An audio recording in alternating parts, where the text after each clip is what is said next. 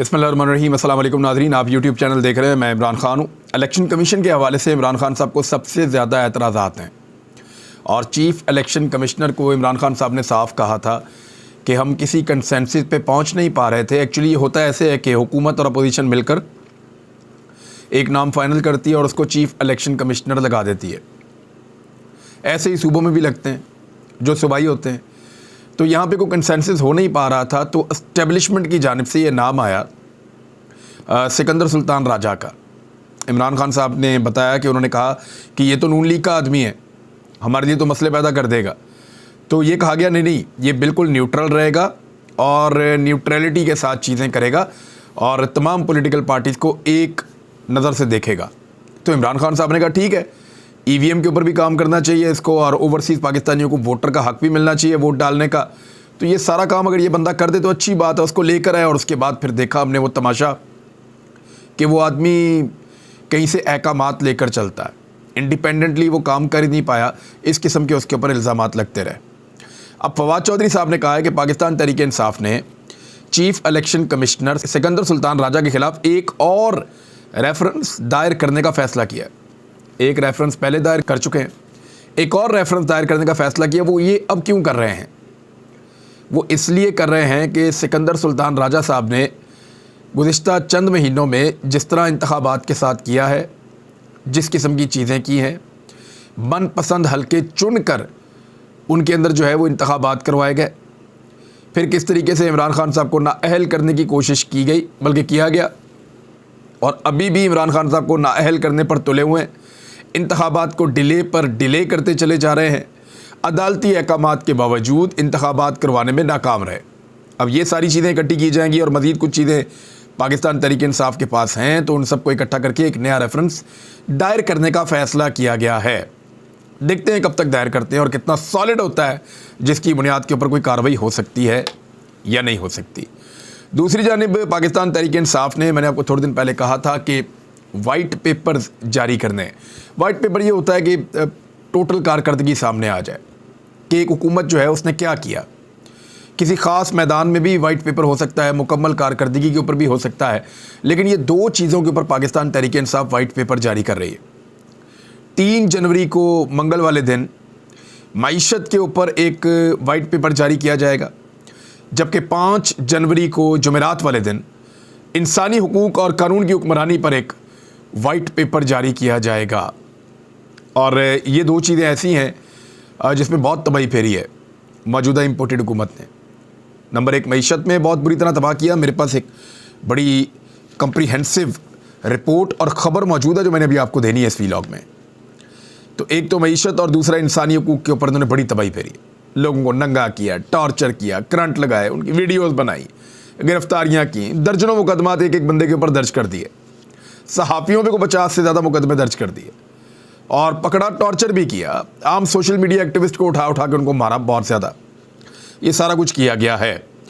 अभी इमरान खान साहब के ऊपर एक और एलिगेशन लग रहा है, लेकिन वो चीज़ें मैं बाद में आता हूँ। वाइट पेपर्स के ऊपर भी हम बात करेंगे बाद में, लेकिन पहले जो हुकूमत है उसने इनकार कर दिया है पाकिस्तान की एस्टेब्लिशमेंट को कि हमने अब मज़ीद ऐसे फ़ैसले नहीं करने जो पाकिस्तान की मईशत के लिए बहुत ज़रूरी है। यानी पाकिस्तान की मईशत इस वक्त ऐसी जगह पे पहुंच गई है जहां से उसको रेस्क्यू किया जाना है, और रेस्क्यू करने के लिए आईएमएफ की ज़रूरत है। आईएमएफ कड़ी शराइत के ऊपर पाकिस्तान को पैसा देगा और मौजूदा बदतरीन सूरत हाल से निकालने के लिए एक रोड मैप देगा। वो रोड मैप अब ज़्यादा मुश्किल होगा।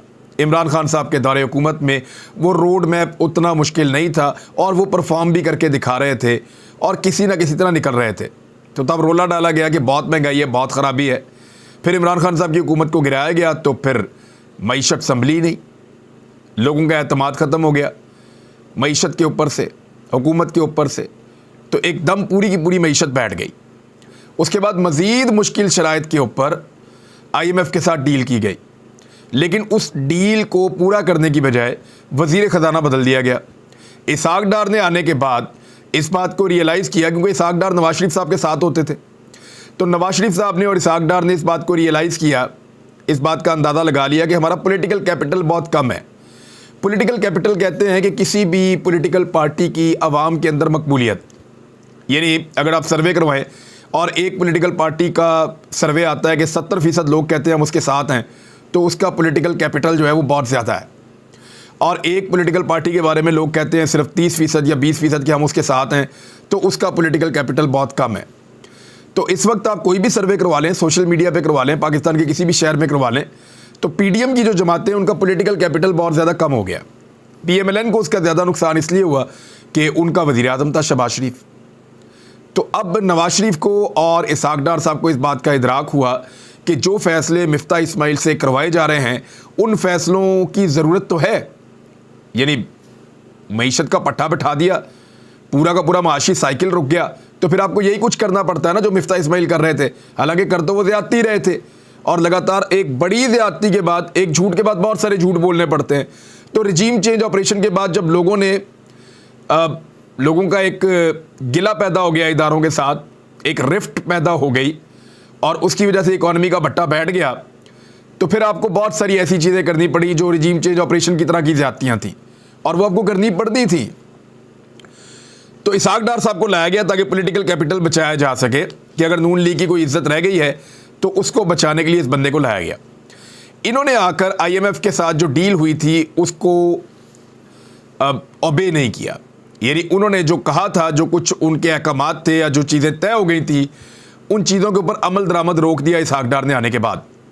एक इसहाक डार ने पेट्रोलियम मसनूआत की इन्होंने वादा किया था कि कीमतें बहुत ज़्यादा बढ़ाएंगे, हालांकि इनको कम करनी चाहिए थी। अवाम से वादा किया होता हम कम करेंगे, 70 रुपये लीटर कर देंगे, और आईएमएफ से वादा किया था हम 300 रुपये लीटर पे ले जाएंगे, 250 रुपये लीटर पे ले जाएंगे।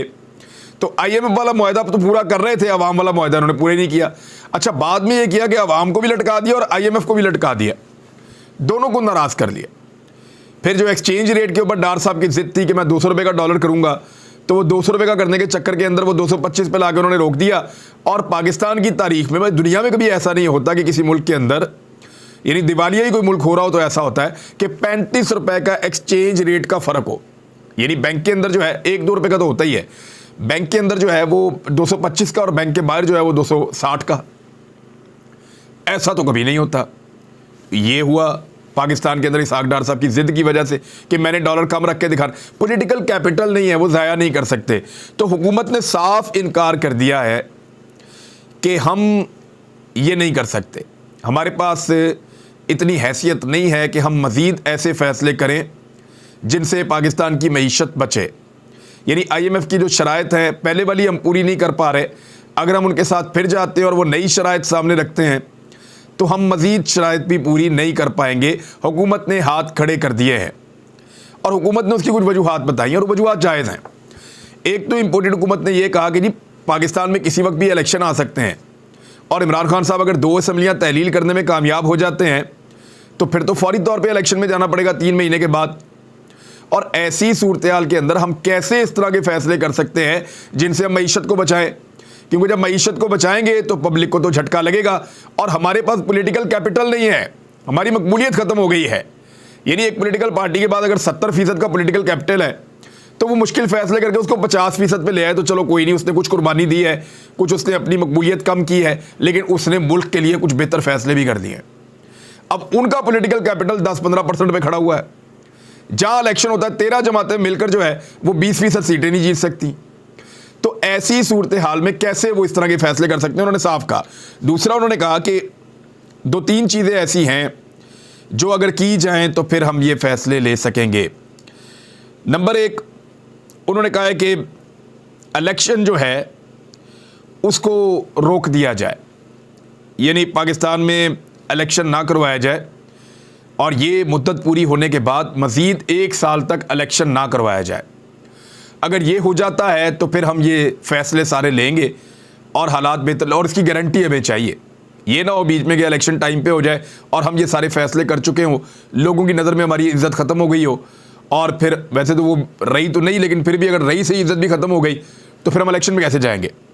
और इसके लिए जो एक तजवीज़ दी गई है और आपस में डिस्कशन की गई है वो है माशी एमरजेंसी लगा दी जाए,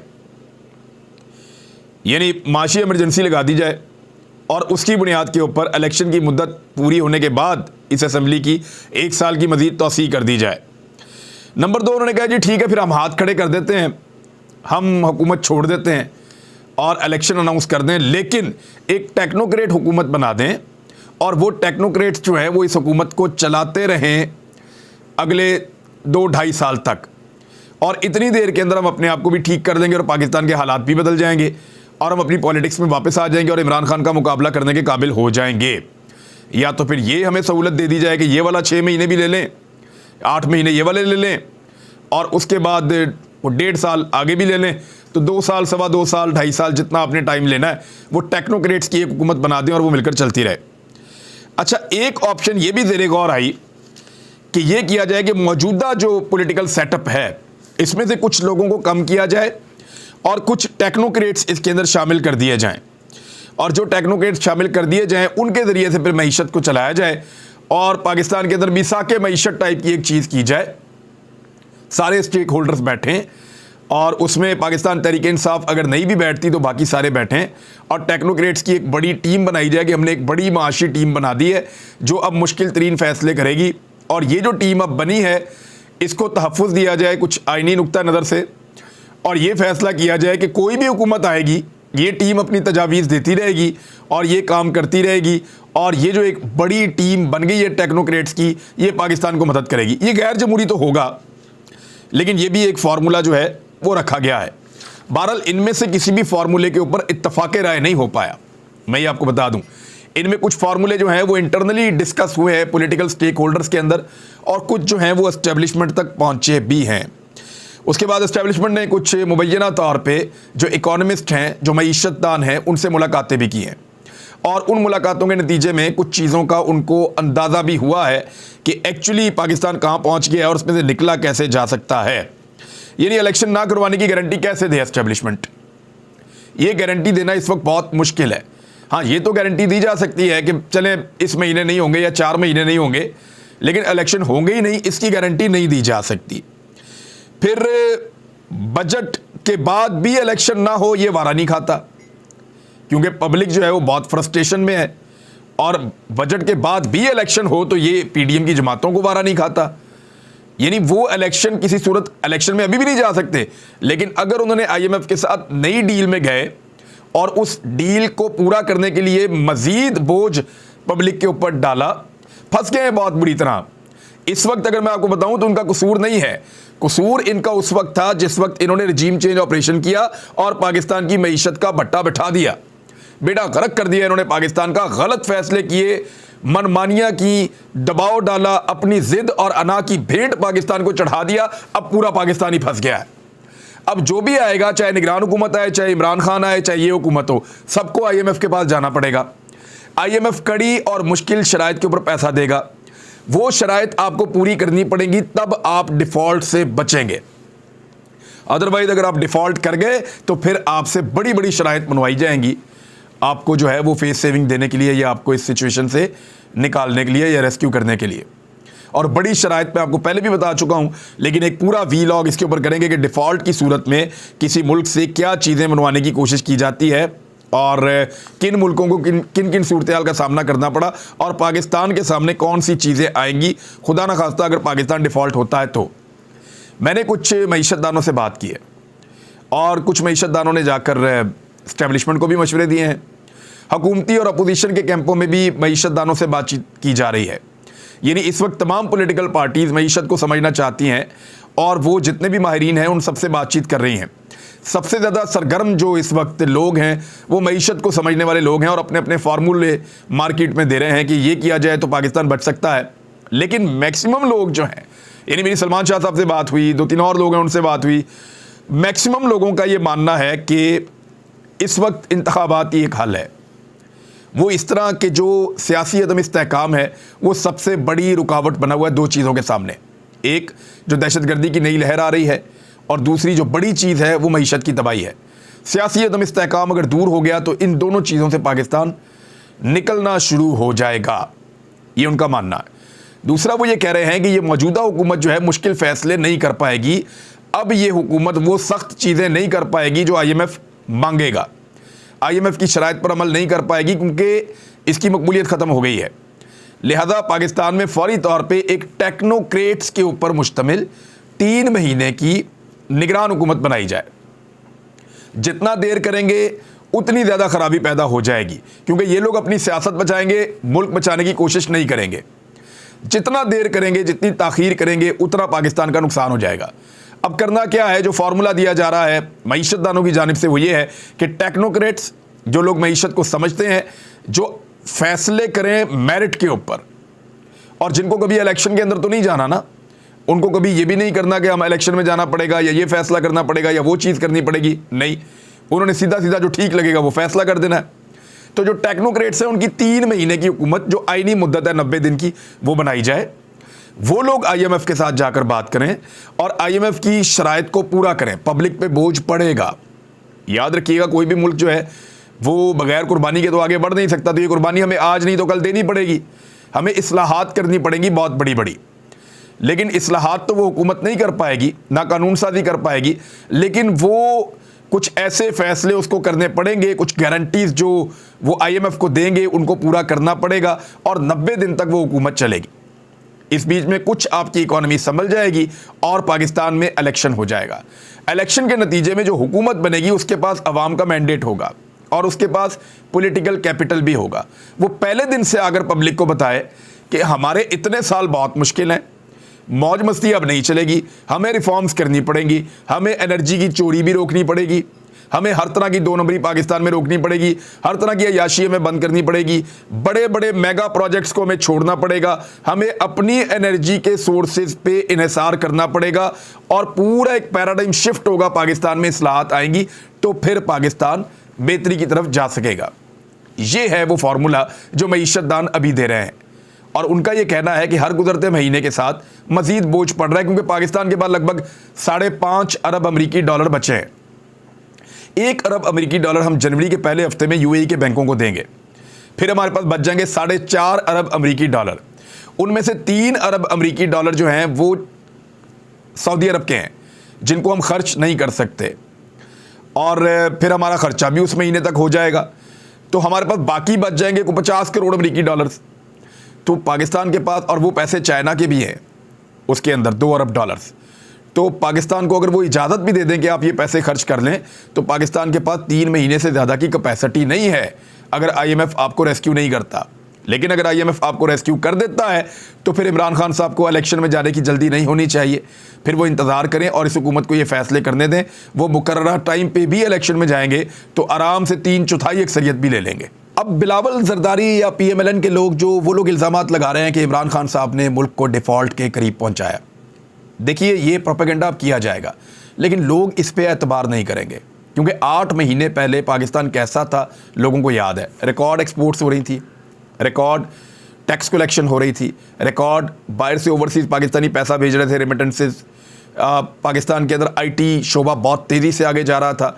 6% की शरह के नज़दीक पाकिस्तान 2 साल से लगातार तरक्की कर रहा था। महंगाई जो है वो 11%, 13%, 9% इस तरह रही है, और अब जो है वो 26%, 25% वो यहाँ पहुँची हुई है, बल्कि बाद औक़ात इससे भी ज़्यादा हो जाती है। तो लोगों को अच्छी तरह पता है कि रोज़गार इमरान खान साहब के दौरे हुकूमत में हर साल 18,50,000 लोगों को रोज़गार, नए लोगों को रोज़गार मिल रहा था, जबकि इस हुकूमत के आने के बाद पिछले 7 महीनों के अंदर, 8 महीनों के अंदर लगभग 2 मिलियन से ज़्यादा, यानी 20 लाख से ज़्यादा लोग बेरोज़गार हो गए हैं। तो लोगों को यकीन नहीं आएगा इस बात पे, अब कोई और नैरेटिव बेचना पड़ेगा। अब तक इतना ही, अपना ख्याल रखिएगा, अपने इस चैनल का भी। अल्लाह हाफ़िज़।